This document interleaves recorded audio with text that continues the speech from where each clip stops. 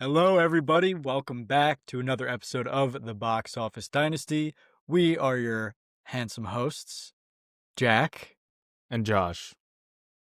I said handsome because I couldn't think of anything else. Maybe I should have said gracious. I was going gracious and I went handsome.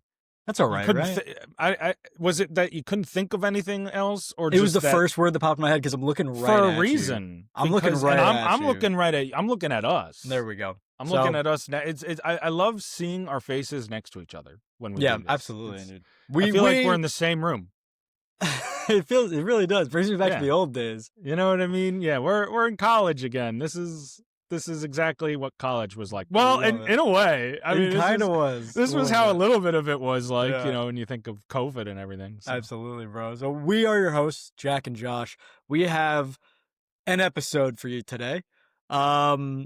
We are going to go over the box office numbers as usual. Right before that, we're going to start with some little media news, movie news, TV show news, maybe. I don't know. It's a little mystery to both of us. We love our talk about the box office numbers. There's some other devastating news that we will have to talk about, and we'll just get into that later.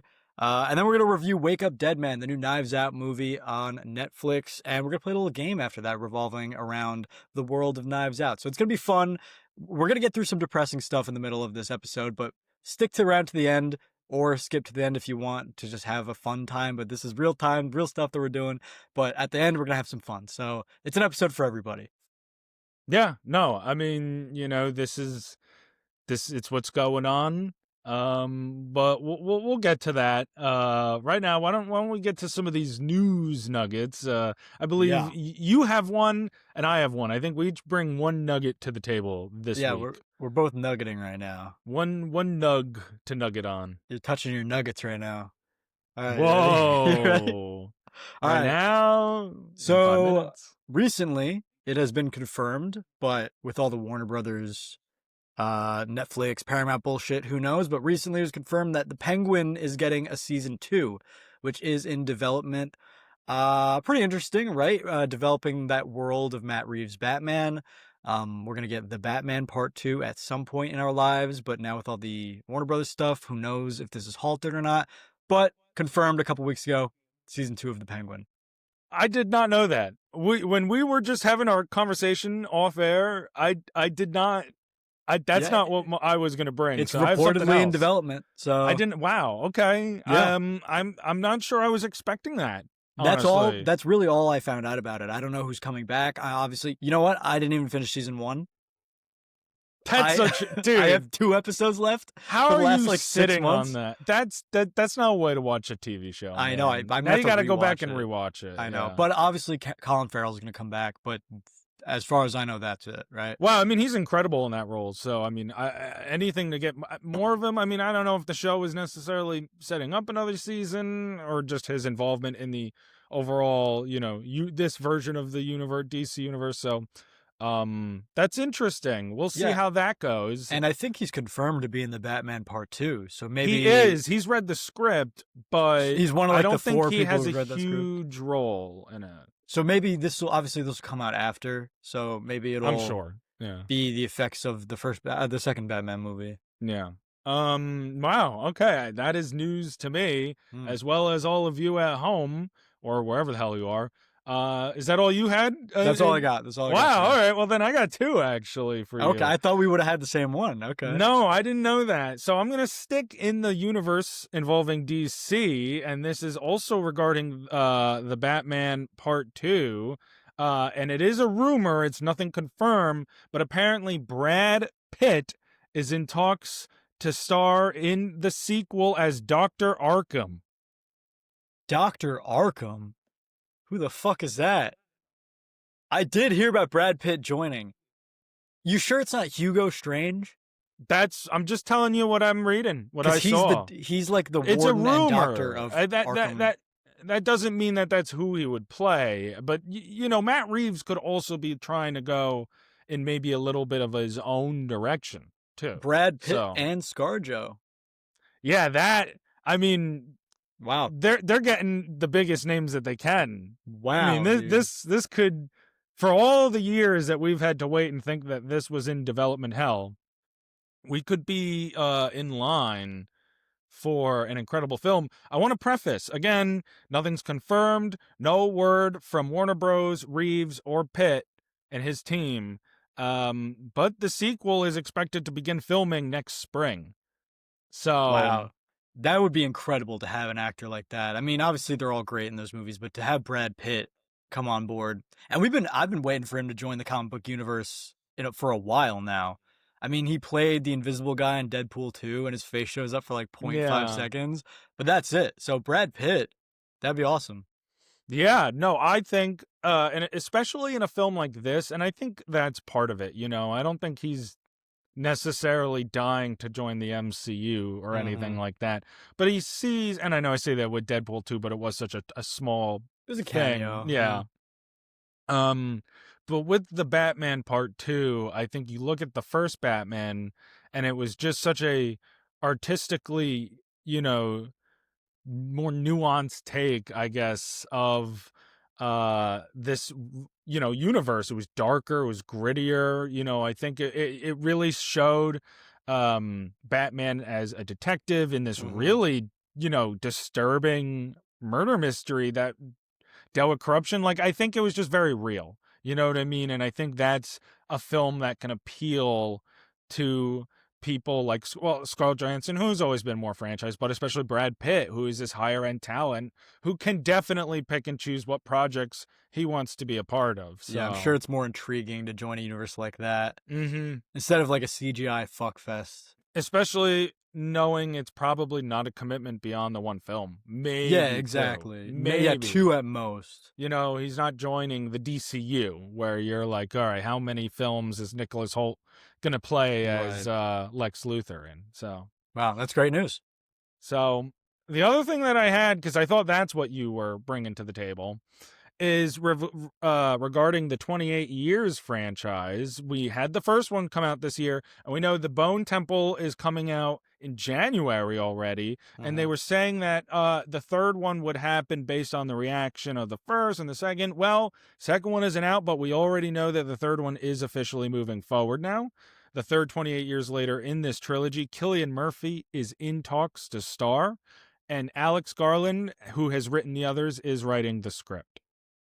Well, I've never seen any of those movies, but They might not be for you, but I think if there's anything that can get you, it's Cillian Murphy. He's in the original that's 28 what I Days know. I was Later. just gonna say, I know he's in the original. I kind of He, assumed he would die in the original, but I guess he doesn't. And I heard I mean, we talked about the new one, 28 Years Later. You said you liked sure, it. I like I Aaron did. Taylor Johnson. And it's Um, fallen down my list a little bit, which tends to happen when you get to this time of year where the more prestigious films come out, and this is the yeah, ones that you've been waiting for all year.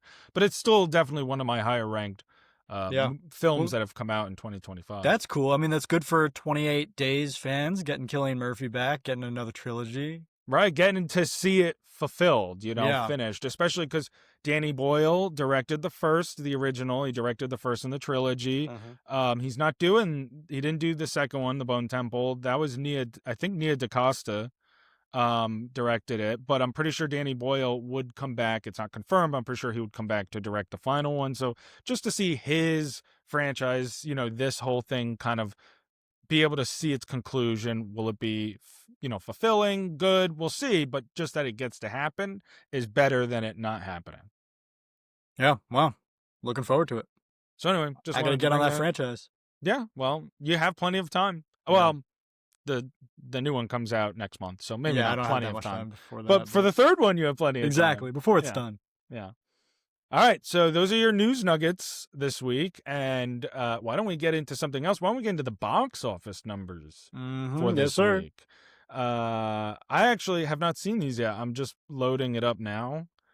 So this will be the first time that even I see the box office numbers. My god, it might be so shocking. I know, right? Oh, whoa, look at these numbers. They're so Holy shit. oh, how do you say that? Shit. All right. All right. These are the box office numbers for the weekend of December 12th through the 14th.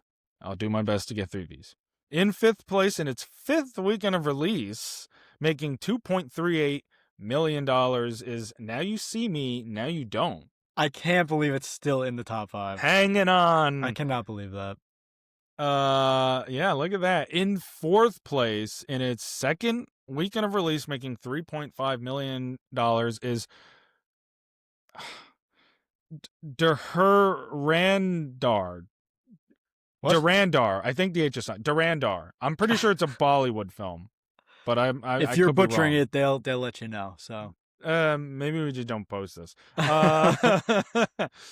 Durandar. I'm going with that. In okay. third place in its fourth weekend of release, making $8.5 million more is Wicked for Good, bringing its grand worldwide total to $467.9 million. In Thank you. I didn't. Okay. I knew you were gonna say it. It was implied. Yep. In second place, in its second weekend of release, making $19.5 million, Five Nights at Freddy's 2, the second one. And in first place, in its third weekend of release, unsurprisingly, still in the lead with $26.3 million, Zootopia 2. And ladies and gentlemen, on the Billy Watch, we have $1 billion for Zootopia 2. We knew it. We knew it was hitting it. Actually, it's already at $1.1 billion Wow. worldwide. It passes Lilo and Stitch for the highest grossing Hollywood film of the year. Massive hit, and for sure, Zootopia 3 is going to be in the near future. I'm surprised. I don't think it's been officially confirmed yet. It hasn't, but I mean, there's no way they don't. Oh, for sure. I'm just surprised they already, aren't on that. Yeah, Saying, yeah. "Yep, we're doing it." Live action, all of it. Yeah, oh my god! Like, give it the Moana Documentaries. treatment. Have a live action come out a Oh my year god, later. that would actually be worse because they're animals. It would be like the Lion King and the Mufasa movie. 100%. So. Imagine Nick Wilde and Judy Hopps with the Lion King animation. Oh my Like god, that animation, the live action Lion King. Oh, that would be horrible. Actually, scary. That would be so terrible. Well, we'll see. Those are your box office numbers for the weekend of December 12th through the 14th. I actually have one more news nugget for you. Oh, We were talking about the Batman universe. I just saw this in my notes and I forgot about it. It's actually about Scarlett Johansson. I should have brought Okay. this up before. I feel bad. No, We just no. have What's to up? stitch the clips together. Dude, you're edging me. What's happening? Scarlett Johansson is actually reportedly playing Harvey Dent's wife, Gilda Gold, in the film. And that they are actively casting Harvey Dent and his father, Christopher Dent, right now. I don't know anything about his father or his wife. I kind of feel like his wife... That's what I'm saying. I think he's going in a direction that most people don't really know, except deep comic fans, doing something different. I think that's what he's doing. Okay, now hear me out. This leads to the question. We've always been questioning who the villain is of this movie, right? A lot of people are thinking Mr. Freeze. IMDb, on the official Batman poster that they use, it's a frozen Batman helmet. So people is very clearly pointing towards Mr. Freeze. What if they set Harvey Dent up as the good guy that he is in this movie, and then Two-Face is the villain in the third one? Yeah. I mean, I mean, The totally Dark Knight that. has him the good guy the whole movie, and then the last 20 minutes he's the bad guy. Right, still in the same film though. But have him a good guy the entire movie, and then in the beginning or maybe halfway through the next one, he becomes the bad guy. No, just have it be like the opening of the film. That'd be such a dark way. Have it, can you imagine? It's almost like the Loki death in the beginning of Infinity War. Yes, it's a guy where we tone. had seen him, we knew him. Well, obviously Loki, he was a redemption as a character. In this case, Harvey Dent's just a good character from the start. But still, we've seen him for a full film, so we love him. He's established with audiences. Opening film, we see like a very long 20 to 30 minute. I mean, those late title drops, they hit when you do them right. That's do so like sick. that 20-minute, intro prologue to the story of the third one where we see, Harvey Dent's, descent to Two-Face, and then drop that opening, and that would be so nuts. So, dude, what a shock though, because obviously we know Harvey Dent is Two-Face, but imagine learning to love this side character and you don't know or you don't remember that Harvey Dent is Two-Face. Because a lot of people, I mean, Dark Knight, it's 2008. And then it's a whole new audience. Exactly. A whole new audience of people. If you don't know that this guy is Two-Face, if you haven't Googled it or done anything, the surprise of loving him for one movie and then finding out he's the villain in the next one, so sick. Oh yeah, absolutely. So I just wanted to I bring that up because I was just like scrolling through Yeah, that's and I cool. saw I'm glad you that and I said was like, that. oh man, that's related to what we were That's just talking sick. about. So we'll see. But this movie is shaping up to be something different. Something so Sure, for good. sure, something different. But that's almost better. Who Worth wants to the see the wait, same thing? maybe.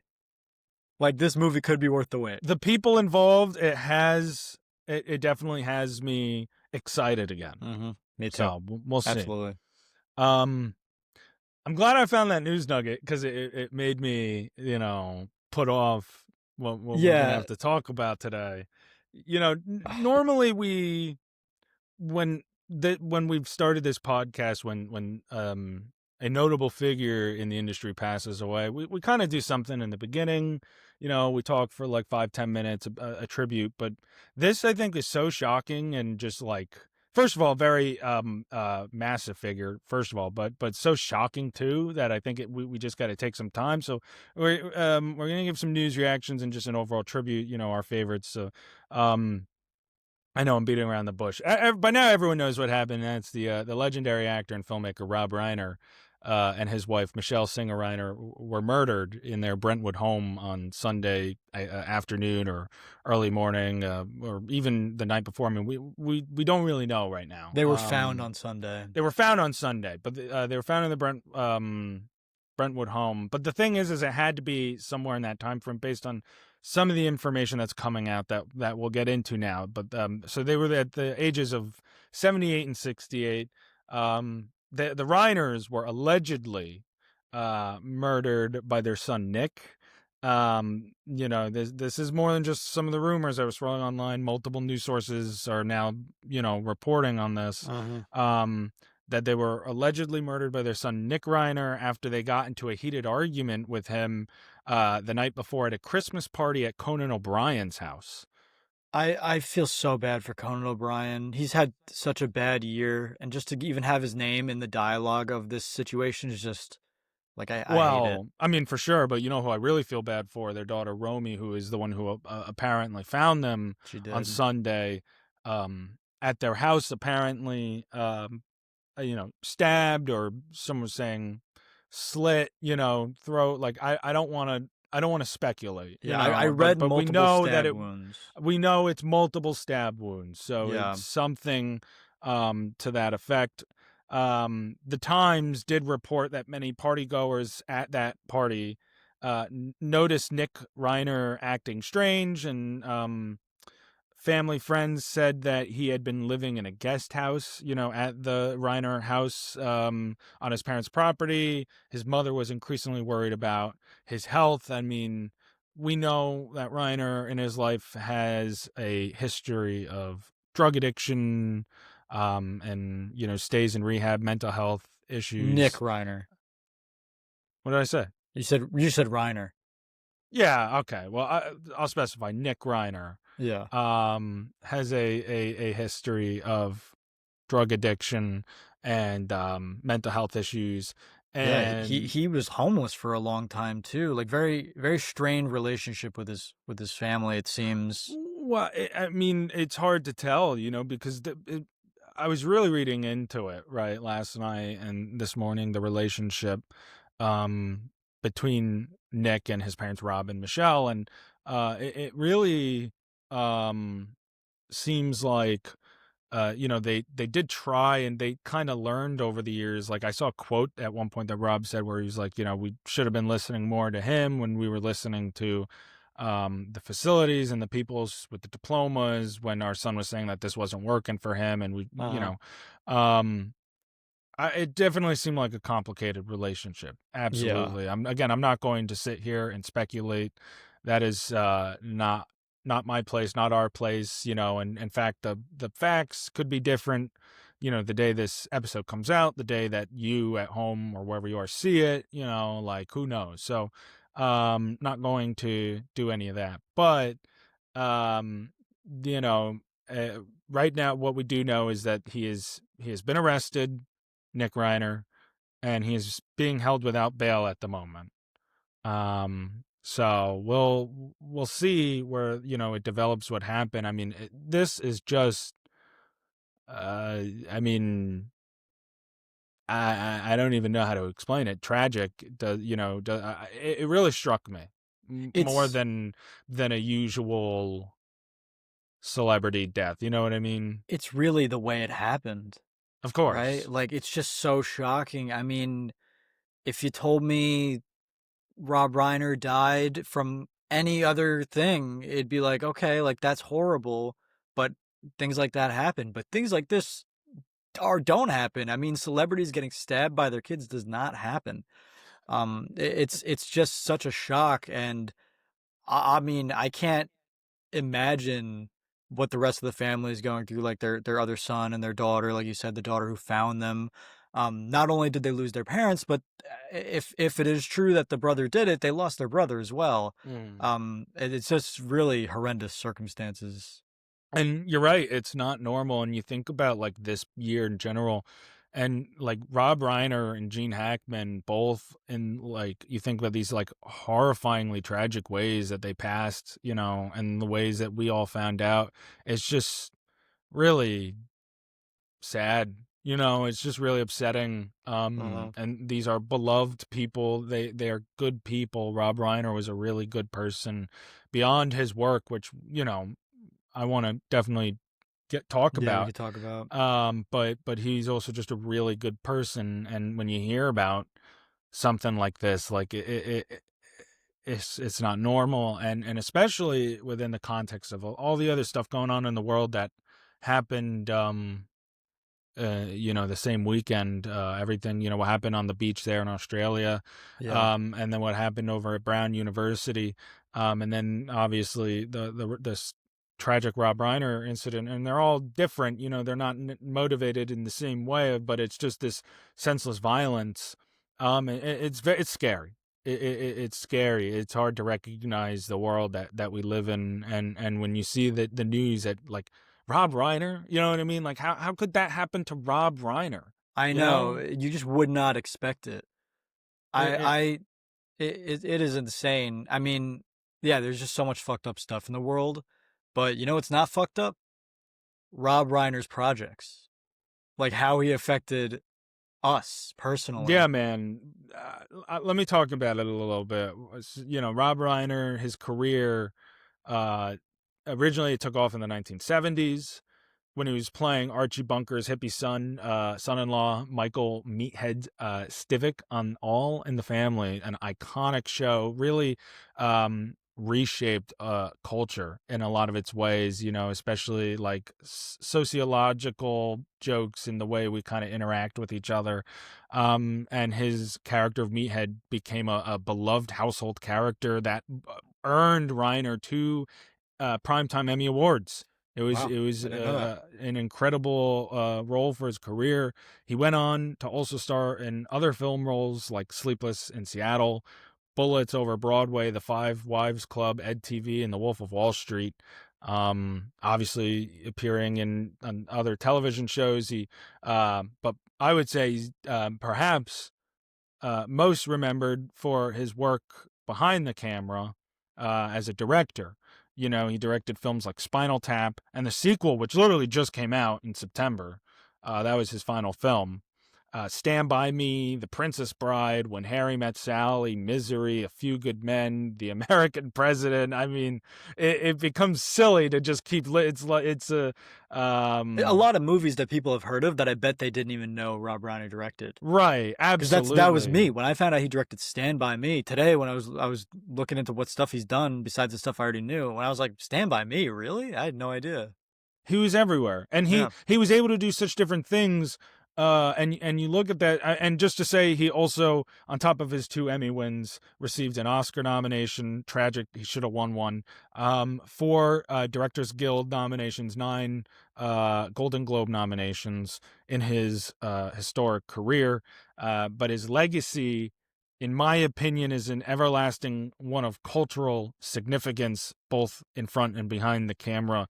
Like I said, when you look at what he did in front of the camera and how vocal he was as a person, so both like Meathead and really how that kind of formed that and his father, the great late comic Carl Reiner, how that really formed, his identity and his worldview um, about creating a space where all people could feel safe and welcome and warm, um, and not criticizing people based on how they looked or how they talked or what language they spoke or who they loved. And I think like you should go back and watch some of those All in the Family clips. It's one of I would say it's my dad's favorite show of all time. My dad's favorite show of all time. And I've seen some episodes and clips. I mean, I've never watched it all the way through, but it really was, I mean, one of those, um, way ahead of its time kind of shows in a lot Mm. of ways, in terms of these uh,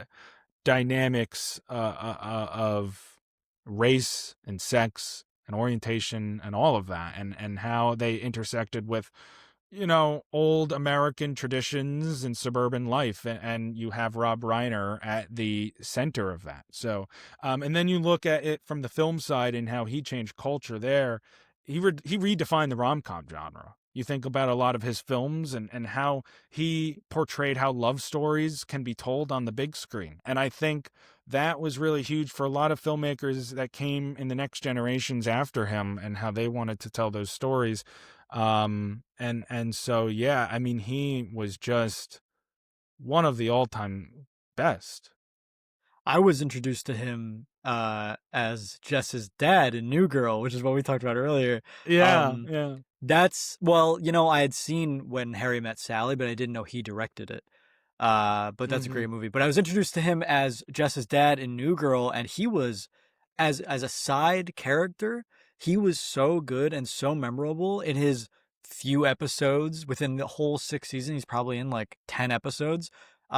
He was so memorable and so funny. And just like he just looked like a joy, and like he was having so much fun working opposite Zoe Deschanel, Jake Johnson, Jamie Lee Curtis as her mom. And his relationship with all those characters was just so, it was just awesome to watch. And the fact that like I was like, who is this guy? And then I looked it up, I was like, okay, Rob Reiner, and that name stuck with me because of his role as Jess's dad in New Girl. It was such a standout character, and I loved him in that role for sure. I remember him there too. He's so good. And I think So that's the funny. thing about Rob Reiner that I love is that he really was able to stretch into these like different areas of storytelling, both again in front of the camera and behind it. Like he was also in The Bear very Yeah, my brother recently. told me that. I haven't gotten up to that part yet, but now it's gonna be Mhm. bittersweet watching it. I know, and I'm sad because I just don't know how they're going to approach that going forward in season 5 with his character, obviously. But more importantly, just obviously that he won't be around to get to give us more work and get to just be here with us. But he's great even in the limited time he has in that. He's having so much fun in what is same with New Girl, this established beloved show already, where he can come in and play kind of like a role character and just kind of bounce around the main cast and have fun and fit in with his own style. He was really great in that. And again, have you ever seen The Wolf of Wall Street? Yeah. Yeah, I mean he does it there too. I mean he's playing He's in that? alongside. Yeah, he plays Jordan Belfort's dad. Oh, he does! He's Mad Max. I totally forgot about I was that. rewatching some of those scenes earlier today where it was just like, I love when he like comes into the office and obviously DiCaprio's sitting there and Jonah Yeah. Hill's sitting there and he's like $26,000 on sides and he's like, what is EJ Entertainment? What's EJ Entertainment? And they're like, blah, blah, blah. He's it's a prostitute ring. Yeah, he's like, all right, yeah, maybe it is. Maybe it is. It's And he's like so good. barely in the movie, but it's I think he's so, like 10 minutes of screen time in what's like probably almost a 3-hour film, but he makes the most of the screen time he has. He it's had what he another does. one where he's sitting there with his wife watching I think the Equalizer. Um, and the phone rings and he's all pissed because he has to get up and answer the phone, and it's not like you're watching something on Netflix, you can't just pause it, you know what I mean? Yeah. So he's screaming, he's like, I gotta answer the phone, who's calling at this hour and blah, blah, blah, blah, blah. And then it's funny, he goes to answer the phone and DiCaprio, he's the narrator of The Wolf of Wall Street, Jordan Yeah. Belfort, and he was like, it's funny though, when he picks up the phone he completely changes. He's like, hello, Gene. How are you? And then he's like, for some reason, he like gets into a British accent. He's like, cheerio. And then he goes back to being angry right away, hangs up the phone. He's like, Just a grumpy oh, no. guy. Yeah, right. And she's like, you missed it. What the fuck did I miss? So it's just that like back and forth, that like switch change, that range, Yeah, all he has it. over the realm of filmmaking and television, Yeah, and just being so was memorable Rob Reiner. in even those small roles, just so memorable. Yeah, Making making the small most of roles his big time. roles. Yeah, it's fantastic. Yeah, he was the epitome of that. And you can see he was able to also bring out that kind of mantra really in characters in his films as a filmmaker. Like you mentioned Stand By Me. These are kids, right? And yet he's really able to kind of get these unique characters out of them in what's already such a legendary story from Stephen Uh, King, who, by the way, had said that that was the best adaptation of any of his work that he ever saw. I did not know that. What? In Wait, so his, even better than Shawshank? I Wow, in guess his so. opinion. I mean, I that's mean, such high praise. Stand by Me is such high, yeah, it is such high praise, but it's well deserved. It's Yeah. well Well, deserved. yeah. I think Rob Reiner had the best, like, definitely one of, if not the best, 7 run film run as a director ever. Really? What's he got? So, and it was to start his filmmaking career too, So the which first was in, 7 movies he ever made. I would say so. I mean, just based on critical acclaim and variety and just cultural, significance, Yeah, but it's his first and seven, is what you're impact. saying. Yes, 1, 2, 3, 4, 5, 6, 7. Yes, What 7. are they? This is Spinal Tap, The Sure Thing, Stand By Me, The Princess Bride, When Harry Met Sally, Misery, and A Few Good Men. And all different genres and oh man, that's great. Yeah, absolutely. You got a couple, Stephen King adaptations. You have Spinal Tap, which we haven't even talked about what Spinal Tap. Look, it's not my favorite movie in the world, but no doubt it still has really funny moments, and it was huge because it was the first. It really broke like conventional filmmaking techniques. It was like really big. It started that whole mockumentary kind of subgenre Oh really? in a sense. I'm Is not. it I like don't know a if it was like found footage? I never seen it, so I don't know idea. no, it's supposed to be like a documentary of like a band. It's obviously a fake band. Uh huh. And it's about this metal band, and it stars Christopher Guest, Michael McKean, Rob Reiner, Harry Shearer. And then yeah, they're basically like trying to go on tour. Their ups and downs. Shows them behind the scenes. It's supposed to be like a Gotcha. documentary, Yeah, but yeah, it's yeah. fake. So it's a mockumentary, and that we've seen more of those come out in time after, Uh-huh. um, based off of that. Like you think of what's a good example? You ever see the Andy Samberg film Pop Star? Yeah, yeah. A film like that exists, or like even like Walk Hard, Dewey Cox. Hmm. Spinal Tap did it first. That's like what they were doing in Modern Family too. Remember how they were like sitting on the couch being interviewed, and then it's all like someone recording them, kind of like The Office. Sure. I mean, I I didn't even really think about that as like kind of a connection in a way. But like The That Office is like a documentary being made, right? Like the absolutely, yeah. absolutely. So definitely. I mean, yeah, yeah. So I mean, a lot of that can be traced back to just the work of Reiner, and Wow. so he was such a and he worked with so many different incredible actors. Obviously, Billy Crystal, Jack Nicholson, Tom Cruise, Robin Wright, um, gosh, I don't know, River Phoenix, Yeah. just Jennifer Aniston.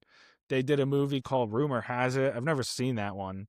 I saw a movie that he did with Morgan Freeman and Jack Nicholson called The Bucket List. That was a cute movie. It was about these Dude. two. Well, you continue.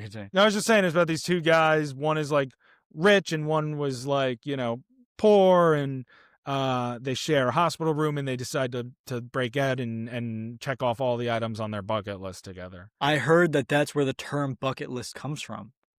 Oh, really? Like he invented the term bucket list. I don't know where it comes from in the movie, but like it wasn't a thing before that movie came Oh, I out. don't even really Is it like, remember. I is it one of watched their it. last names is Bucket, or they see a bucket or something? I don't know, I but like honestly don't remember because I watched it several years ago. I But heard that the term bucket list is from that movie, which is an insane legacy to have. so there you go. I mean, the legacy just continues to build itself with Rob Reiner. Yeah, imagine inventing Um, a like one of the most popular phrases or like string yeah, of words. You just you know made it what I up. mean. That's incredible. I forgot about. I feel like I did hear that at one point now that you mention it, but I'm not gonna. That jogged something. Yeah, That's yeah, yeah. crazy. Um, no, I mean this just he was so. I mean he was continuing to work too. Obviously, he had that film that just came out. He was just. I mean, this really got to me, man. I Yeah, don't know. This really. 78 and 68. His wife, his poor wife, man. His 68 father years just old. passed away 5 years ago. Carl Damn. Reiner. So he was pretty old. How old was Carl Reiner? 98. Yeah, so it's just really sad. Obviously, like really close with Mel Brooks, you know, growing up, because of Mel Brooks and Carl Reiner's partnership and everything. So Mel Brooks like outlives both Carl and Rob Reiner. The whole That's thing it crazy. just really makes me sad, and obviously the whole thing with Billy Crystal going to the house, which this is a good thing What? I don't that know. there was like a video of Billy Crystal like outside of Rob Reiner's house, and he was crying. Holy shit, really? Like It was like today and yesterday? it was last night, Damn. and it was like That's so TMZ, fucked. and it brings up a whole thing of like, um, Team Z and the way they go about reporting things, and the way this whole It's situation with Rob Reiner has gross. been reported felt very just off to me. I don't know if you saw like the press conference that they did where they were like trying to No. deny it, and I don't know, the whole thing was just weird and maybe a little distasteful. I don't know. It's just gross. I mean, like I get that's your job, but like you could just do it better, you No, know? but Like they these people are like grieving and they someone just buy died. they buy videos of people like grieving, off like that's what Team Z does. They buy I the know. videos, the footage from like some third party or whoever they can most of the time. I guess they have their own crew too, obviously, but and then they roll it. I don't know. That's like personal stuff. I don't think we should be seeing that. Um so, Yeah. but Well, the whole thing just it's tragic. I mean it brings me to tears. Makes me very sad. He's gonna be very missed. You know what I mean? Like there's just nothing else I can say, without like getting emotional over it. And I don't know him, you know what Well, I you can get mean? emotional if you want to get emotional. This is No, a safe no, space. it's fine. It's fine. I'm just saying, like, I don't know him. Not every celebrity death gets to me, but it's just when you think of someone who is just a genuinely good person and didn't deserve something like that. Yeah, it's fucked up. Um, yeah, it's crazy. Do you see what Trump said? No, I saw you talking about it, you and Yeah, our friend, but he said that I didn't Rob see. Reiner was killed from Trump derangement syndrome. But what is That he had Trump derangement syndrome and that he what does that mean though? I don't even fucking know. What is that supposed to, that I he don't know just what because he spent so much time like because he was very vocally outward against Donald Trump, Oh, and so he everything. was So deranged for not liking Trump, so that's I why think someone killed him. I But think wouldn't that mean that yeah, he's saying a Trump supporter killed him? dude, that is what he's Does that saying. mean like, oh, you didn't like me, so one of my people killed you? Like that's exactly. I mean, And you're not obviously the only. that's not I've what seen. that's not what happened. But like That's not that's what what he's. happened. But That's not is what he trying happened to at all. spin it like if you don't vote for me, my people are gonna fucking stab you? Jesus. That is a hard left turn away from the left is violent. But anyway, that's besides the point. I Yeah, just want yeah, to say yeah. like that is I think a really disrespectful comment for anyone to make, but let alone the president of the United States, about someone who is a really a beloved icon Yeah. throughout film and television, he was everywhere. Um yeah, man, that's really Um. sad. Yeah. Okay. We're gonna move on, right? Well, yeah, so I just want to say It, condolences to Rob Reiner's family, Rob and Michelle's family. Rob, you will be missed. Um, and the hard part about trying to transition off of this is there's no good way to do it. L- let it. Specifically for what we're going to be talking about. I'm glad you also picked Because up on it they're going to think that too. because This we're just happened to be the movie for today, okay, guys? We're gonna be reviewing and rating Wake Up Dead Man, the new Knives Out movie. And just off the bat, we're gonna say it, someone gets stabbed to death in the movie. Nothing to do, we're I not mean, the picking. film is called Knives Out, or like the Yes. whole franchise, I should say, is called Knives Out. Okay, this is That separate alone, from the Rob Reiner thing. That's very unfortunate. And so it's also very bad. unfortunate Such that a this movie happened to be on the same no good way to go episode as about it. that. No good way to go about So it. just to Yeah. get rid of the, just to mention the elephant in the room. We just have to step over. Like we're not trying to be fancy Yes. about it. We're just saying, okay, attention everyone. We have to change now the topic. We love you, Rob, but we have to change the topic, and it's going to be awkward because of what happened and what we're going to talk about. It's But not a great switch. it's But there's not a great switch, but you know, but we're we're gonna doing it. switch anyway. We're We're gonna do doing it it. anyway. All right, all right. So we're gonna get into spoilers, right? When we review Yeah, this. yeah. All right. So spoilers ahead for the new Knives Out movie, Wake Up Dead Man. We're gonna review it and rate it. So if you haven't seen it yet, definitely should. But if you haven't, skip ahead to the next segment because we have a little game after this that we're gonna play, and it's not gonna be spoil. It might be a little spoilery, but probably not. Nah, I doubt it. Why would it be? Yeah, no. I doubt it. So you can skip Well, ahead to the next segment if you haven't skip seen ahead the to the movie. next segment and see if we say there's spoilers. Yeah, exactly, exactly. We'll keep bouncing you around. You wanna start first, or you want me to start? Uh, well, you can start. Okay. All right. Here are our reviews and ratings for Wake Up Dead Man. I give it 8.2 Joseph Gordon-Levitt cameos out of 10. I give it 9 motion sensor cameras out of 10. Okay. All right. The only reason I let you go first is because I was trying to quickly think of something. Yeah. I was about to go first. I was like, wait, I need something. This is a good movie. Yeah, it's a great movie. I mean, I loved it. You know, I think the thing about the Knives Out franchise, first and foremost, is consistency. I think there are better things about other films and better there are strengths and weaknesses to all the films. Yes. But they are consistently incredibly entertaining. And I start with that. I think this is the best mystery of the three. I actually agree. This is the best mystery of the three because you don't know what the fuck's happening. You really don't. You really don't. Like Benoit Blanc is like, what the fuck? Like this is the first time Benoit Blanc like actually needs help. Yeah, he's like he has partners confused. in the first two, you know, Ana Darmus, Janelle Monáe, but like Yeah. this time he's like, what the fuck is going on? It's the impossible crime. And fuck if Mila Kunis's fucking sheriff character is gonna do shit. So She didn't do shit the whole movie. Very miscast, but you know, I agree.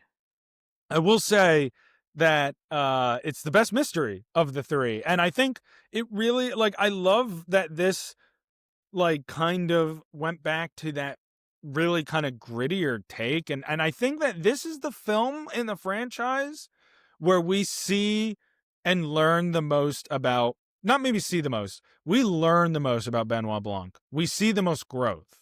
I think you're right. We learn the most about who he really is, and I like that. This was the darkest of the three for sure.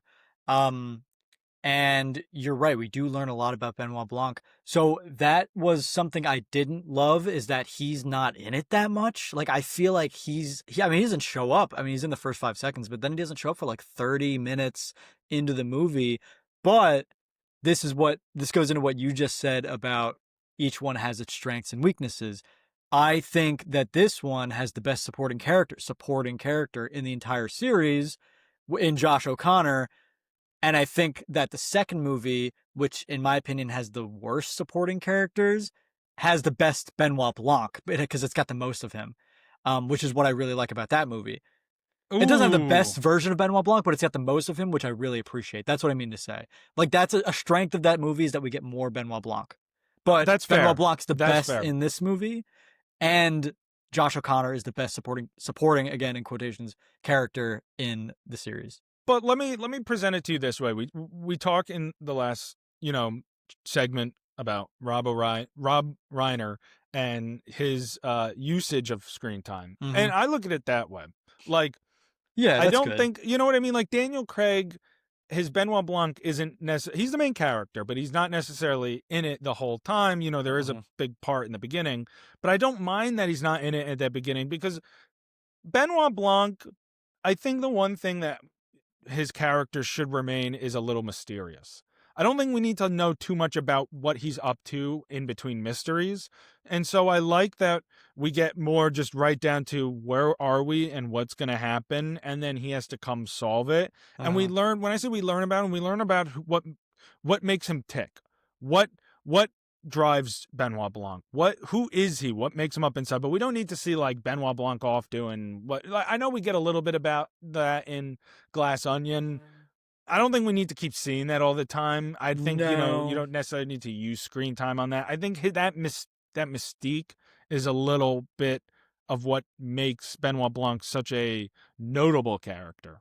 Yeah, you're right. Like I didn't need to see him doing personal Benoit Blanc stuff. Like we do see that in the second movie. He's in the He's bath and playing he's and Among he's like Us. and he's playing Among Us and he's with Hugh Grant. I think they're married or something. I don't Yeah. remember. Um, but in this one, I wanted to see more of him maybe solving the mystery. I don't know. Like See, but I think we do have enough of him I solving the just feel like mystery. he's such a good character that's so hard for me to not be like, I wanted more.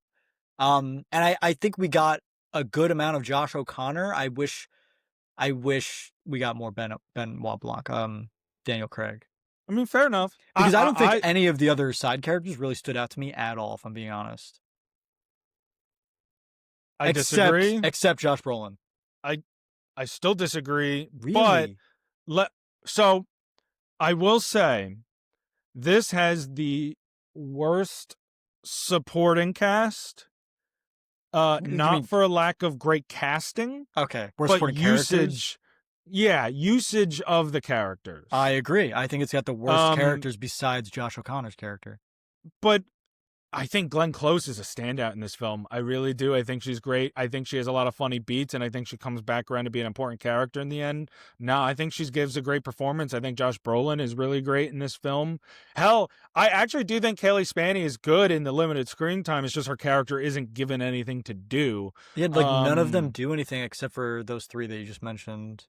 Right. That's, and that is something I agree is a problem I had with it is that a lot of the characters don't have enough to do in the film because there is more of a focus on the mystery, which and solving the mystery, which is why I disagree with your take on time spent solving, because I think they spent a lot of time on that, more time on it, and it's taking away from giving the supporting characters more to do.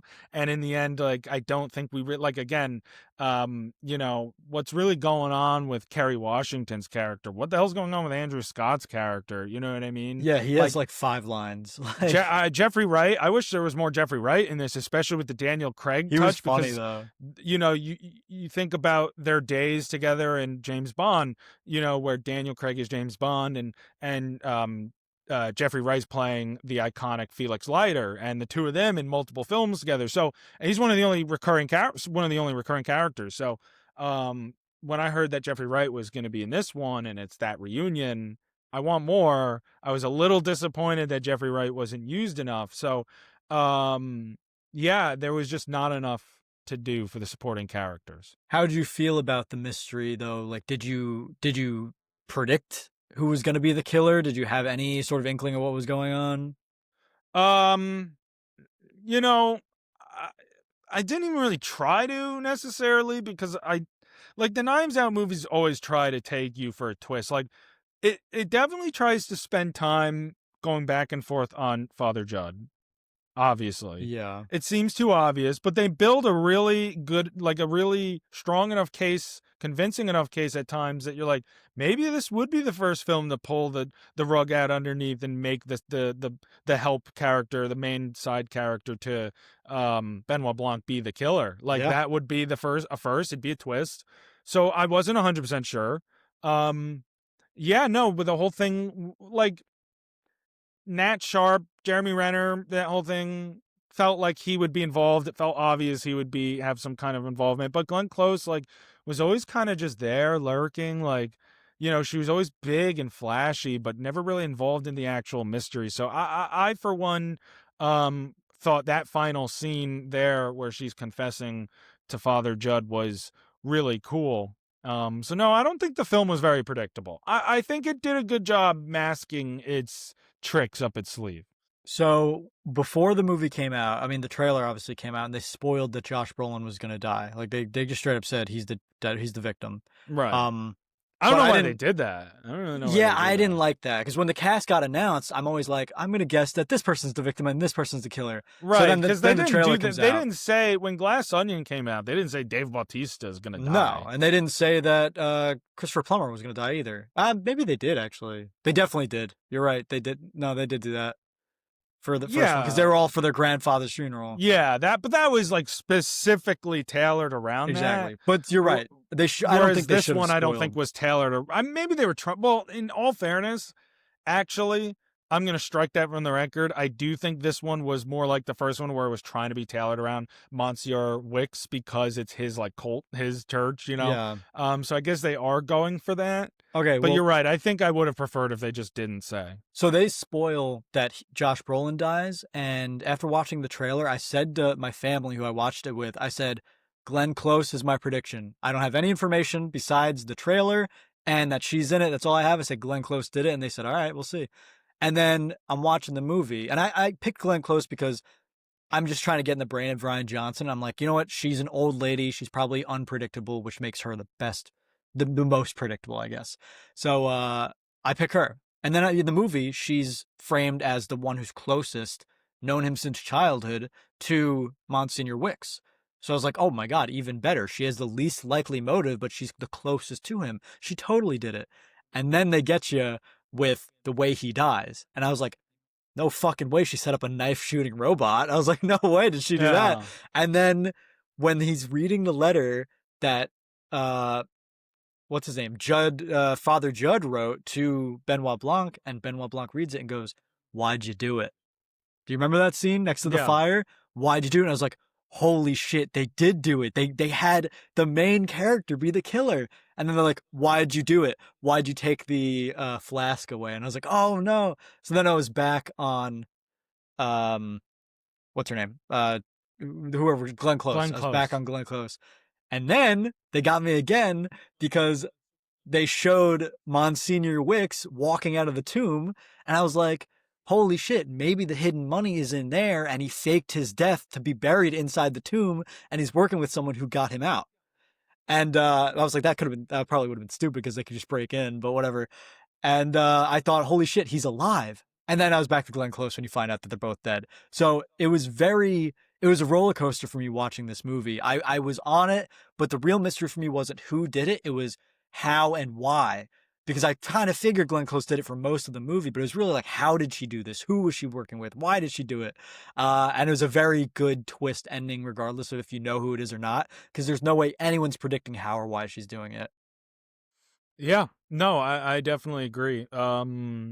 It was really good. It was powerful with its deception. Yeah, got me Um, multiple times doubting yeah. myself.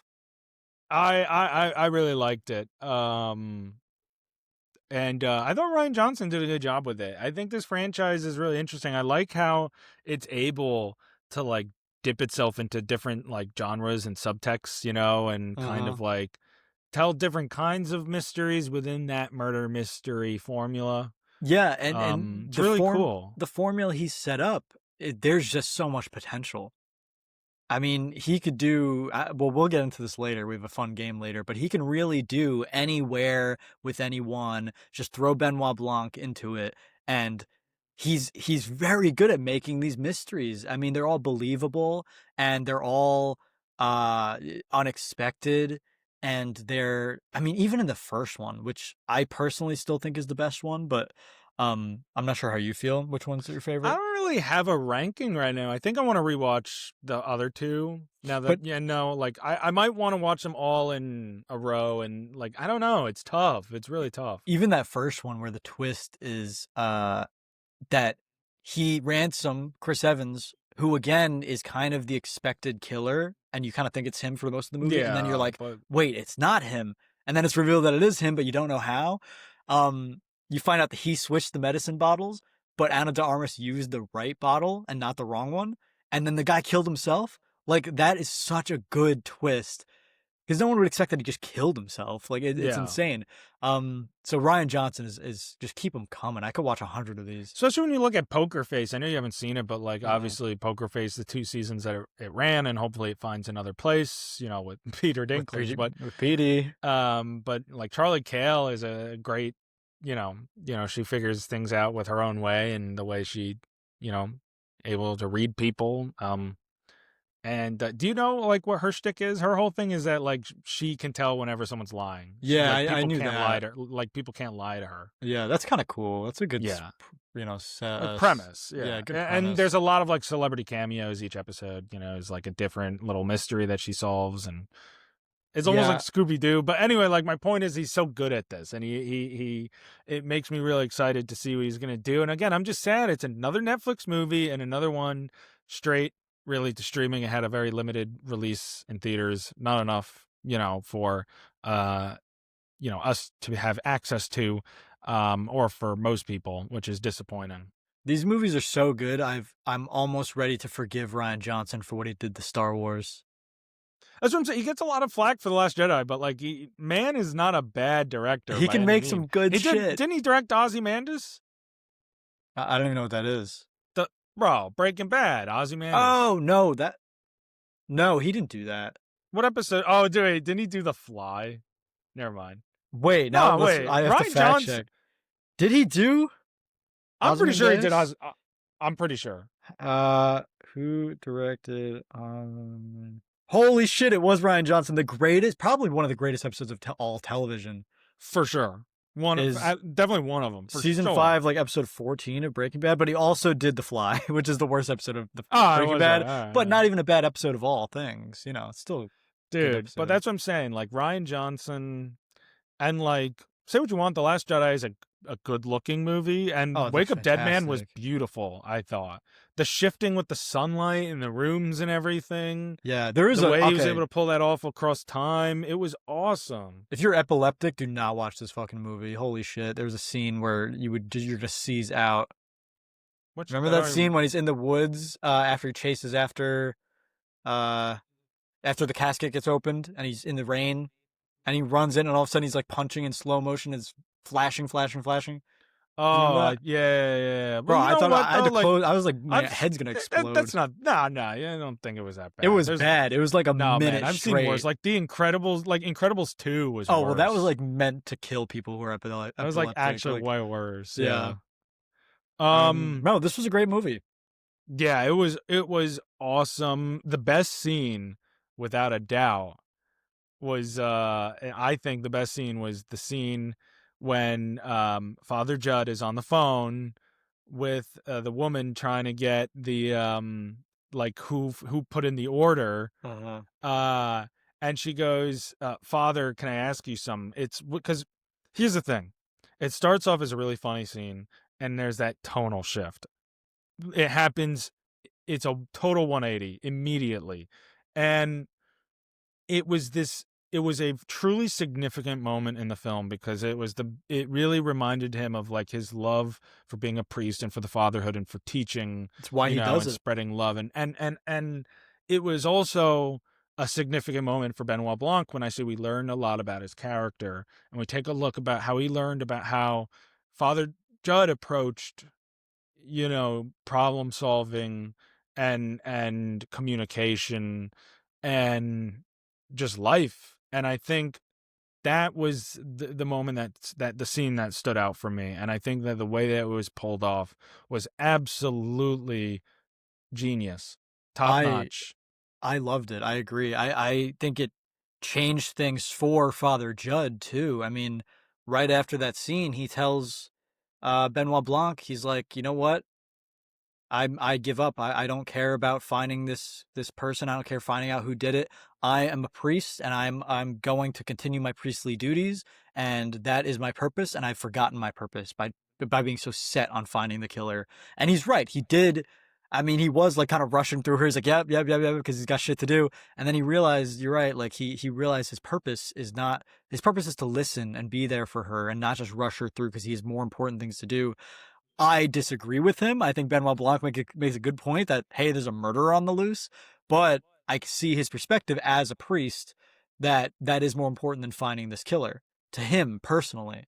And I think that also inspires my favorite scene when Benoit Blanc reveals that he knew who the killer was, but he acted like it was gracious for him, and he's doing it of like God's service almost to not reveal the killer and let her do it herself, which Well, was it very was. I nice. think that's what I'm saying. It wasn't like he was acting like it. It was a gracious act from Benoit Blanc to not take center stage when we always see him to, so that she could, like she could confess herself. And I think that he realized the importance of that through Father Judd, like you said. So Road it to was a really, Damascus. yeah, it was beautiful. And I think that, it really capped off. I mean, again, this had some of the highest highs, I think, so far of this franchise. Which the only thing I will say, they got to get rid of the Knives Out subtitle. It It's is. too late now. They can't.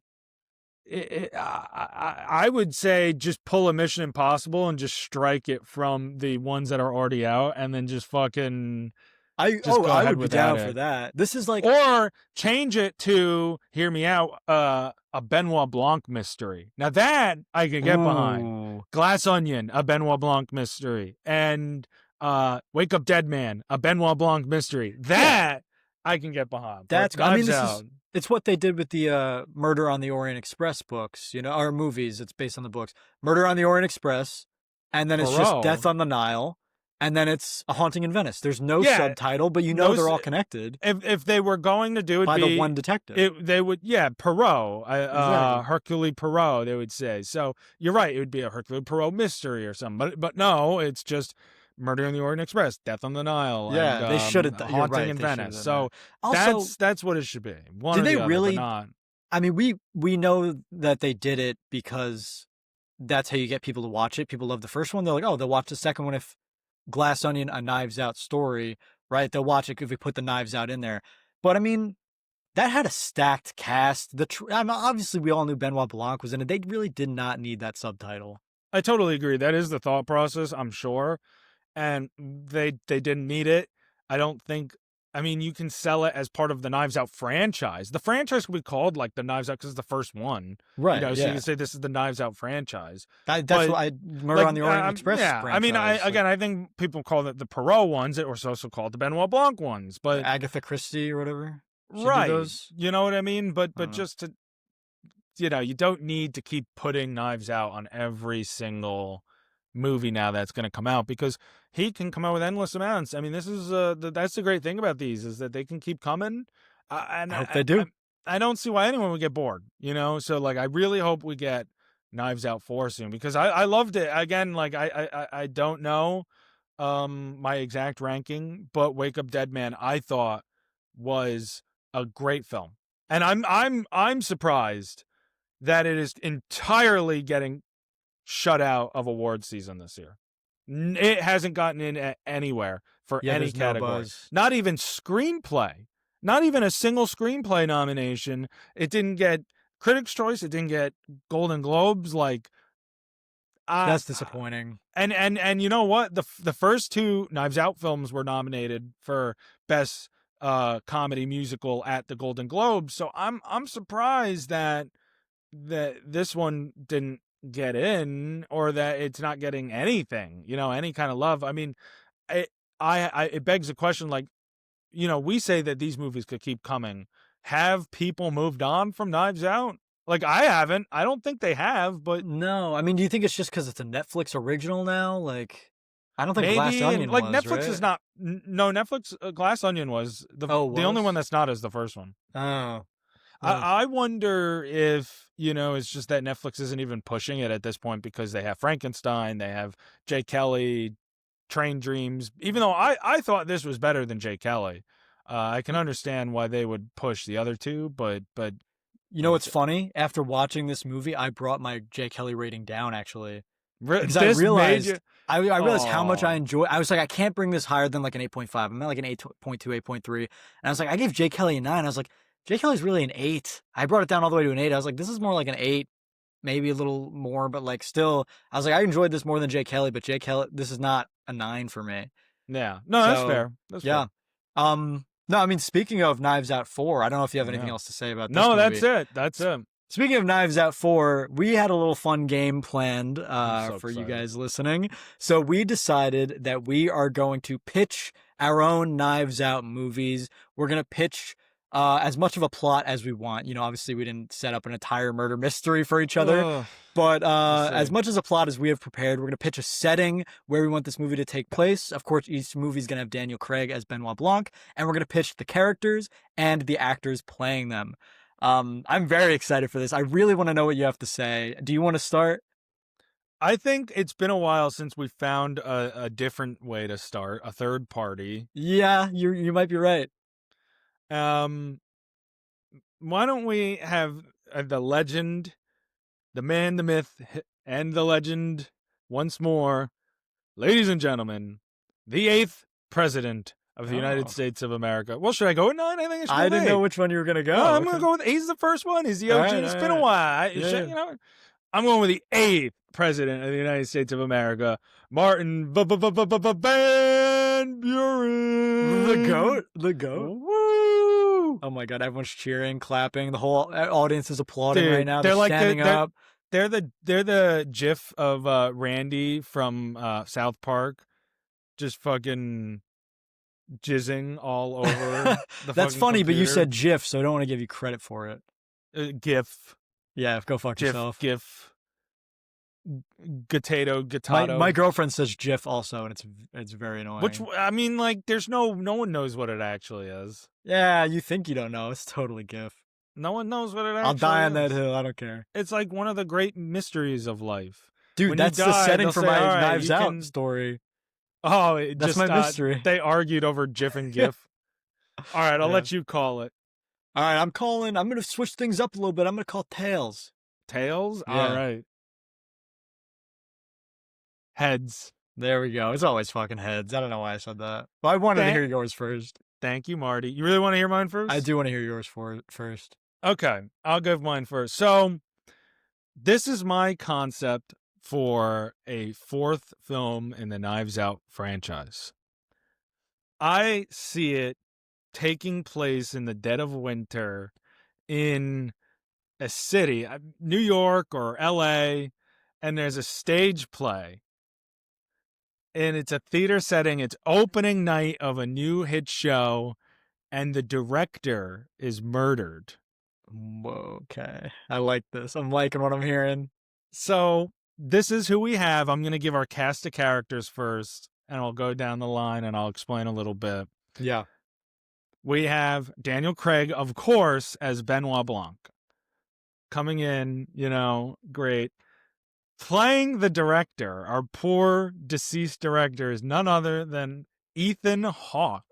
Nice, dude. I'm wondering if we're gonna have any repeat actors. I was thinking it. Yeah. I was like, that would be crazy. What would be the odds? I mean, of all the actors, that'd be you really could pick, funny. imagine if it was the first one too. Yeah, Ethan Hawke dies in mine too. You're like, and Daniel Craig. Wow.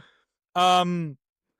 I would say next, the assistant director. This is the person who helps Daniel Craig. Like, this is the person in that story. This is like the main character. The main side character, I like to say. Yeah. And that's going to be played by Jodie Comer. I Okay. think she's really funny, and I think she can be like that kind of like, I don't want to say like sloppish, just like disheveled assistant director kind of character. The first suspect is the jealous head writer, jealous of the director. He wants to be the big guy, but he's like stuck behind the scene, behind the pen. Mm-hmm. And he'd be played by, I don't know if you know this guy. He's not as big, but I think he'd fit it well. Ben Whishaw. No, I don't know who that is. What? Let Here, me I'll look up a photo. You look up a photo. I'll tell you what he's been How do you in. pronounce it? How do you spell it? Ben what? Ben Whishaw.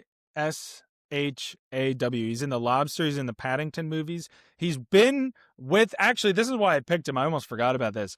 He has been with Daniel Craig. It'd be a reunion with Daniel Craig. He was in the James Bond films as Q. He was his Q. Oh yeah, I've So never seen him it before. would be a bit of a reunion, and I like the idea of having. I almost think it was thinking of like with Jeffrey Wright when he was Felix Leiter, and having him, Bring it back. like having another actor who played a character in the Bond films, and I Okay. think he would fit that like jealous writer well. So first we have after him we have the lead actress who is having an affair on her husband with the director, and that's played by Amanda Seyfried. Oh, I dude, I just feel like almost put her in my movie. I just feel In like mine. she'd fit a Knives Out movie well. I She can see totally her in would. like that diva lead role. I That's think she's great. really talented. Then we have the lead actor who's married to the actress. They're Mhm. both in the play together, and that's played by Michael B. Jordan. I was like, you I need to have almost a put him in big. I was too, like, you bro. have to have a big name. I mean, not that they're not all big names, but I was like, you have to have a big right now name, Yeah, yeah, and that's Michael B. Jordan. And I think that, like, the lead actor who's like kind of like on to the actress and the relationship that's going on yeah. with And the he has a lot of director. motivation now. He has If you motive. found You know out what there I was an mean? affair, So then we have the very seemingly nice stage manager played by Coleman Domingo. I love Coleman beautiful. Domingo. I think he'd be so fun in a Knives Out movie. I saw some people think he would be like good as the detective. I could see that too. Uh-huh. I put him as the stage manager, but I think that'd be fun. Then we have the greedy producer. The greedy producer. I cast Meryl Streep. I love Nice. Meryl Streep. I think she'd be so good That's goaded. in That's a great Knives pick. Out. I think, she'd be I think of like you know, The Devil Meets Prada, The Devil Wears Prada. And obviously that's the second one is coming out in 2026, and she's so good as Miranda in that role, and being this big boss and like the greedy big time producer. I just such a great vision. Then we have the annoyed theater owner. This is the last of the suspects, the annoyed theater owner, played by Paul Giamatti. And nice. Ah, dude, just too easy for him. So then we have the rival detective who's trying to solve the case. Oh, a rival Uh, detective. Okay. well, think of the first two films. There's always a detective. Lakeith Stanfield is the detective in the first one. Yeah, And yeah. then Glass Onion, the detective. Oh, wait, is there? I Actually, don't I guess think there Glass Onion is. doesn't really have a And detective. Lakeith But Stanfield's not really a rival though, and neither is Mila Kunis. Mila Kunis is. When I say I just like rival him trying to solve. I mean, rival. They're like they're definitely not work. Benoit Blanc isn't working with the detectives So like they're like both necessarily. trying to solve it Yeah, I themselves. mean, like Benoit Blanc isn't working with. I mean, he helps them when it's convenient for him. Yeah, yeah, yeah. So he's not really working with them. So anyway, I had it as Angela Bassett. That's good. I think she That's could be really very good. powerful in that role. And Yeah. I decided to cast an assistant for her. And I think that the assistant detective would be played by Stephanie Shu, because Lakeith Stanfield, there was a second detective in that one. I don't So even know who Stephanie she's Shu is. she is in Everything Everywhere All at Once. Oh, she's the daughter? She's the daughter. Nice. Okay, I like her. So that's it. Oh, and then for fun, I said that the show would have a heckler. This is just like a Who cameo is it? because these always have cameos. And I said, in celebration of turning 100 years old, Dick Van Dyke gets a line, a cameo where he just screams something out from the audience. That'd be so heckling the funny. show. You got to throw Joseph Gordon-Levitt in it though. He's been in everything. Like he's got only his voice has been in things. What? He's in all of them? All three of them, his voice is in it. Oh, I didn't know that actually. Oh yeah, in in this third one, he was the baseball announcer on the TV that Thomas Hayden Church was watching. Oh, I had no idea. Yeah, yeah, yeah. It's funny. I don't Well, remember what he was. uh, I think in the second one, he was like the person over the radio when they called to try to get a boat to the island. Why is he just a voice in all of them? I think he's just really good friends with Ryan Johnson. Oh, all right. Joseph Gordon-Levitt, I'm pretty sure, was in Poker Face at one point. There you go. He must be best. I think he was. All right. Well, I'd find somewhere for him. You'd find some. That's a good. Well, all right. Well, who's the killer? I don't I don't know. That's the mystery. That's the mystery. Because they all have motives, so I They didn't all have really great pick one motives. because I didn't solve the plot. I think it's more fun if I don't say. You know what I mean? I Okay. think it's just like, because I think I did it. I think I laid out good enough motive for pretty much all of them. I know the nice stage manager, but you always need a character that could throw you off, you Yeah, I know? mean, the nice stage matter. It really, their motives don't even matter because it could be like something you don't know. I mean, the nice stage manager could have a secret motive that Benoit Blanc doesn't find out till later. You know? Right, right. So, but like the greedy producer, it could be money related, the annoyed theater owner. I Yeah. always envisioned that was like conflicts, with the director needing things in the theater, Mm-hmm. blah, blah, Uh-huh. blah. So I think that they all have motive. And so who's the killer? Well, you'll find out if Ryan Johnson steals this idea He and uses might. it for Knives Out He might. 4. Or maybe he'll take mine. I like yours, but I got one too. I want to hear it. I'm very Ready? excited. So my Knives Out movie takes place at the Museum of Natural History. Okay. Or any museum. I could have gone Smithsonian. You could have got, I just really like, or the Louvre, but I'm going Museum of Natural History, New York City. When a stolen artifact turns into a murder case. So we have Daniel Craig as Benoit Blanc, of course. Then I'm having Sigourney Weaver as the museum director. Oh, that's Her good. husband, who also co-runs the museum with her, he's the assistant director, will be Willem Dafoe. I almost Okay. put him in mine. Oh my god. So Willem Dafoe and Sigourney Weaver, married couple, they run the museum together. Natalie Portman is the newest hire. She is a just tour guide of the museum. She's a historian. She is a scholar. Um, we have John Malkovich. He's just the janitor, you know, unsuspecting janitor. I almost put a Johnny, janitor in mine as well. Not really? him, but I almost put a janitor, yeah. Johnny Depp is our victim for this movie. Johnny Depp is the benefactor. He is the guy supplying all the money. He's the rich bigwig, the wealthy benefactor to the museum, and he is the one who dies. He is found, his body is found late at night while intern Damson Idris is working late. He is the main character, other than Benoit Blanc, in this movie, and he comes alongside his sister, Io Debris. So there's a brother sister duo in this movie. They're both interning. They both got a gig interning. Their dad has connections with the museum director. And he is the main suspect because he found the body, and it was very suspicious that he was there alone. He wasn't supposed to be, but he ended up having to catch up on work. And for whatever other reason, he was there alone with Johnny Depp. Why Johnny Depp was there? To steal the missing artifact. So we don't know what happens to the artifact. I don't really have any details other than the fact that he was there for nefarious purposes, and Damson Idris was there innocently and ended up getting hurt in the process because he is now the number one suspect. So my other characters are Bryan Cranston as the archaeologist who founded the artifact that goes missing. I think this would be a nice, serious role for him to play. I went in a more serious tone, like Wake Up Dead Man. But I think Ida Debris is going to be funny, and Willem Dafoe could be pretty funny. But Bryan Cranston will be serious in this movie, like Walter White type. Very, very educated, strict rule follower Bryan Cranston as the archaeologist, and then Emma Stone will also be some comedic relief as the gift shop worker. She manages the gift shop in the museum. Um, so that's my cast. There's not much motivation. I didn't really get into all their motivations, but what do you think of the cast?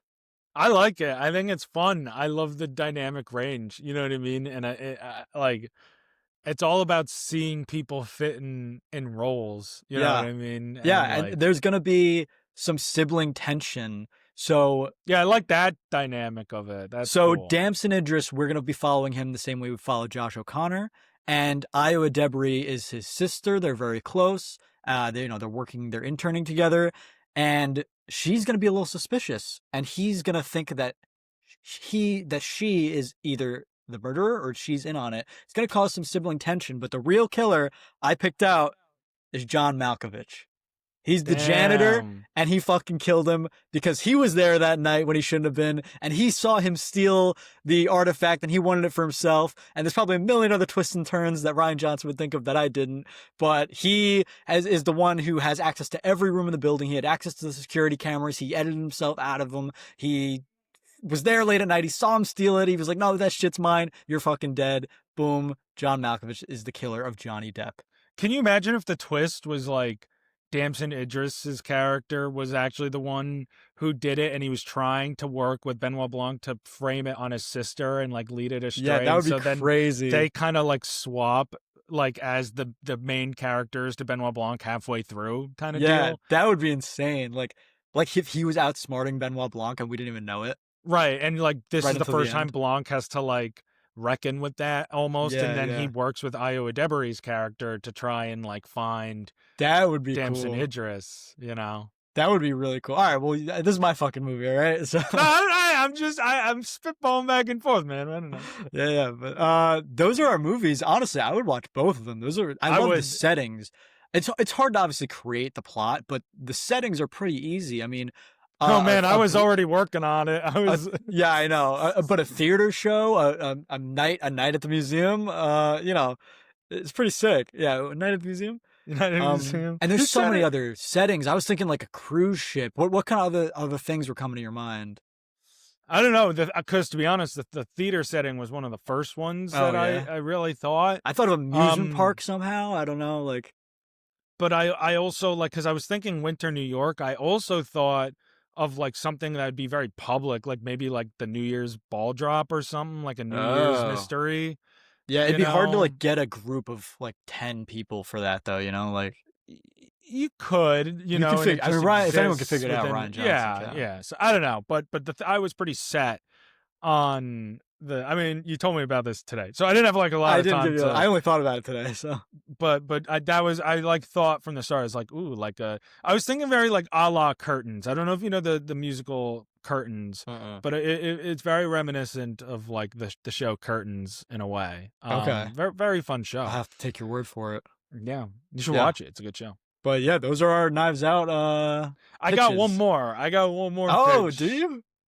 Okay, it's very easy and simple. What do you got? Benoit Blanc, Sure.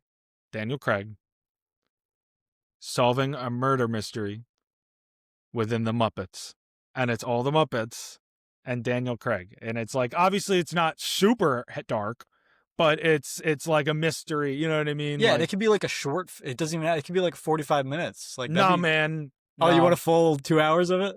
An hour and a half at least. It's a feature-length film. Okay, I'm getting a feature-length film. Dude, does he acknowledge that they're Muppets? Yeah, it's a Knives Out Muppet movie. Okay. But I think, like it. But I think like you're acknowledging them that they're Muppets in the same way that society acknowledges the Muppets in general. We don't treat the Muppets like puppets. We treat them like living characters. Like, oh, Kermit the Frog. Like, for example, Sabrina Carpenter. You know how at her concert she like arrests like someone, a very hot person, but it's usually like a celebrity. Did you see the one where she arrested Miss Piggy? No. She arrested Miss Piggy, and it's just this idea that we like treat Miss Piggy like she's an actual like person, like living person, like out in the world, a hand like, up her ass. You know what I mean? Like it's a puppet, but like we treat the Muppets as living actual creatures, celebrities. We treat them as actual celebrities. So I think in this movie, we're treating the Muppets, they're the Muppets. Like, we know they're the Muppets, but Kermit the Frog exists in the world as Kermit the Frog, you know? Like, so which Muppet are you killing off? I don't know. Let's look. That's a good question. Because you don't have to pick your killer, but you got to pick one to kill off. I mean... And obviously Kermit is the one that's, like, helping. Yeah, there's some obvious ones that you might Or maybe not. I mean... who are you killing off? I mean, I'm thinking you could... Maybe Ralph the dog. No, you can't kill a dog. You could kill, like, Scooter. Maybe. Yeah, I feel like you can't kill any of the main ones, right? No. Nah, you know who you can kill? Don't say it. You can kill Rizzo. Okay, I thought you were going to say Fozzie. Okay. What? No, you can't kill Fozzie. No, you can't kill Fozzie. You can kill Rizzo, the rat. Could kill Rizzo. I think you could Gonzo would definitely be a suspect. Gonzo's a suspect. You could kill the Swedish chef. Maybe. Is that... I don't know. I feel like you need some... Dude, Waldorf, Statler and Waldorf. They're never involved in that. No, they'd be suspects, though. Or they'd be like hecklers, like heckling on the side. They're the Dick Van Dykes of this production. Can you kill Sam Eagle? They're like, Statler and Waldorf would be like, knives out. If I have to keep watching this, I'll have the knife put back in. Like, that's like, you know what I mean? That's like, really good, yeah. Thanks. I just thought of that now. But like, that's what they would be. They're not fucking involved in this shit. What can you kill off the Eagle? Can you kill off Sam? Maybe. That'd be kind of political. That would be, yeah, maybe not. Politically driven Muppet murder. But he's the gray one, right? Who? Sam? Is he the gray Sam Eagle? the Eagle's not gray, he's blue. I'm fucking colorblind, so I thought he was gray the whole time. Bro, maybe you are colorblind. I'm blue, gray, purple colorblind or some shit. I don't know. Are you actually? Everyone says, because I don't know the difference between purples and blues and fucking grays. I need to get that shit tested. You tell me Sam the Eagle's not fucking gray? I'm curious what picture you're looking at. Sam the Eagle. I just remember him being gray.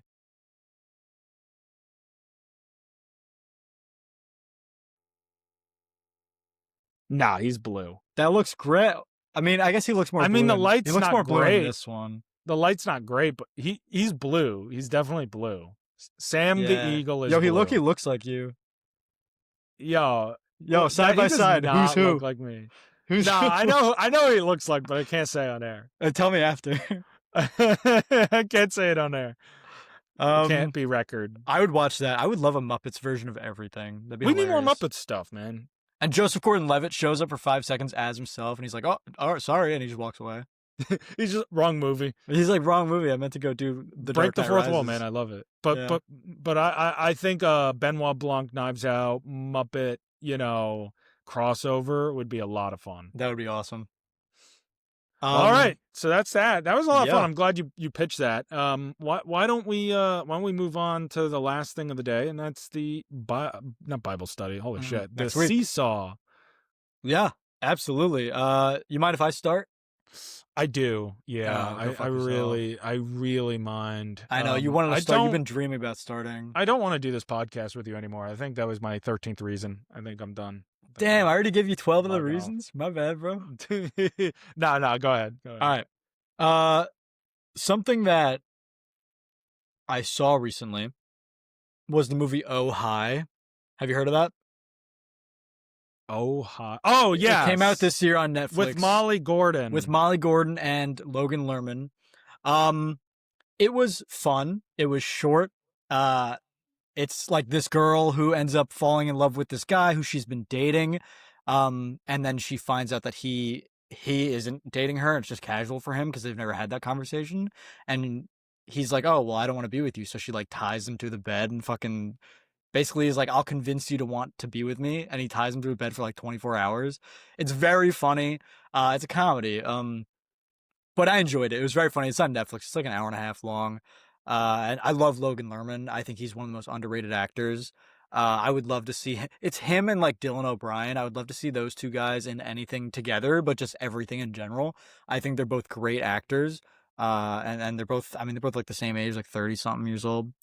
So that's a great watch. If you got time, shoot it, watch it on Netflix. And Logan Lerman played Percy Jackson. So something I want to see is Percy Jackson season 2. When season 2 is over, I think maybe I'll do like a 15-minute review of it on this podcast. I know you're not into it, but I love that book series. It's actually my favorite book series of all time. Even now as an adult, I read them all when I was a kid. It's to what most people is like Harry Potter or Hunger Games. That's Percy Jackson to me. And season 2 came out. I watched the first 2 episodes. They're enjoyable. I have some gripes with them, but I won't get into it. But I can't wait to see where season 2 goes, and I really can't wait to see seasons 3 through 5 because have you seen the movies? No. We got the first book as a movie and the second book as a movie, and we've never gotten the third, fourth, and fifth. And the third, fourth, and fifth are the 3 best books in my opinion. So the fact that we're getting those and season 3 is already filming, Daphne Keane is going to be playing Artemis, the goddess. So I'm very excited to see her, and I'm very excited to see season 3. So I'll watch season 2 when it's done. So that's something I want to see. Wow, interesting. No, I mean, I review shows that you don't watch anyway. Like I really wish I could have gotten to it for this week's episode, which is Welcome to Derry. because the season finale just dropped on Sunday, but I'm a Yeah. couple episodes behind. I think I'll try to squeeze it in for next week's episode. A You little, should, just yeah. give a small review.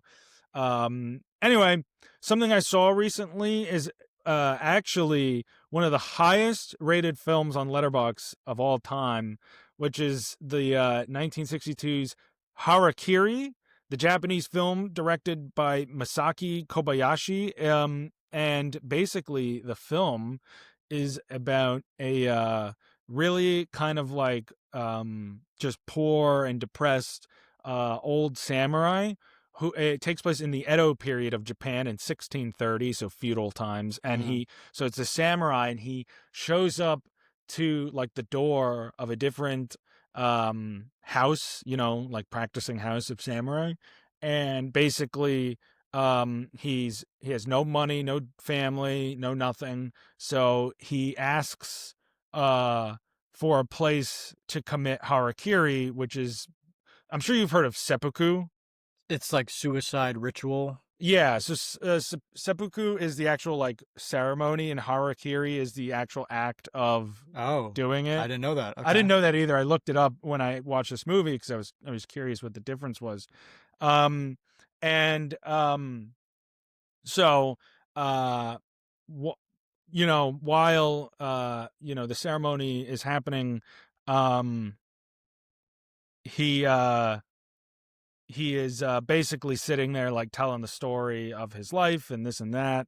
I don't want to get too much into it. I don't want to spoil it, but this does serve as like this deserves to be one of the highest rated films of all time on Netflix.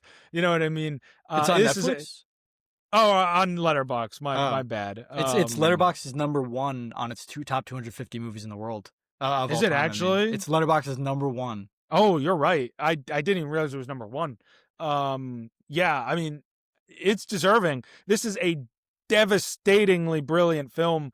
It is timeless. It is so interesting, and I will say, even at the beginning, it is a little slow. I was a little like, all right, well, we'll see. And by the end, you're like standing up. You're like, oh my god, this is Damn. like insane how everything connects together, and the remarkable filmmaking for a film that is 60 something years old here, that it holds up this well, a story about honor and vengeance, and using this time period of the Edo period to kind of put this as a backdrop.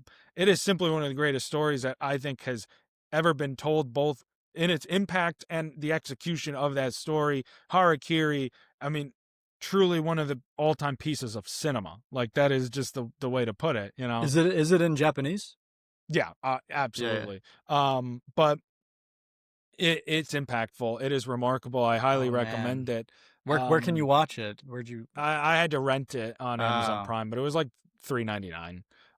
clearly worth it. It, I would love to watch that. I think so.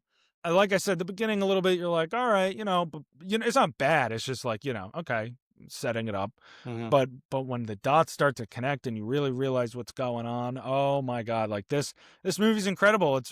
And I want to just well, end with saying that I've like made a commitment, like a New Year's resolution at the beginning of this year, to watch more of these classic films that I'd never seen that I've always heard were great, Mhm. older classic films, and Harakiri is included in that, as well as our Bible study film for next week, Ben-Hur, films like that. And it pays off. Like, you watch it and you realize why they're considered those films. So I'm glad I watched it. I know that was a longer version for Seesaw, but I just wanted to give it its credit. Yeah. Something I want to see just is all I want to rewatch or watch for the first time, all of Rob Reiner's filmography, actually, because I've seen a lot of his films. I haven't seen all of them. And this is obviously such a, we talked about it before, just such a terrible thing that happened, and it's a really reflective moment.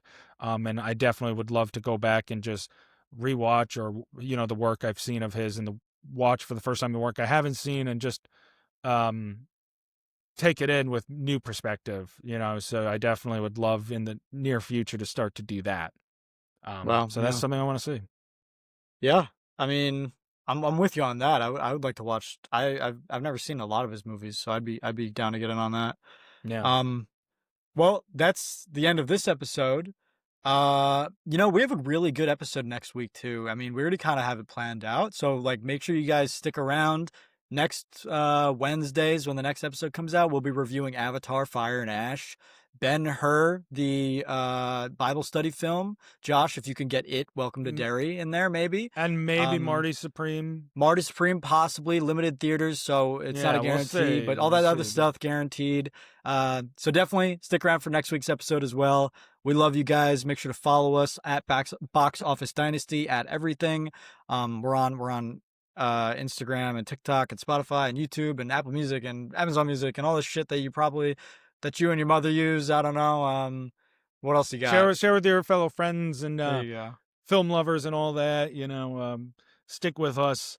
And one more time, happy birthday to Dick Van Dyke, 100 years old, man. That is so cool. I only briefly mentioned it during the Knives Out segment, but Yeah, man, happy birthday to an absolute legend, a goat, in Dick Van Dyke. 100 years. That is awesome.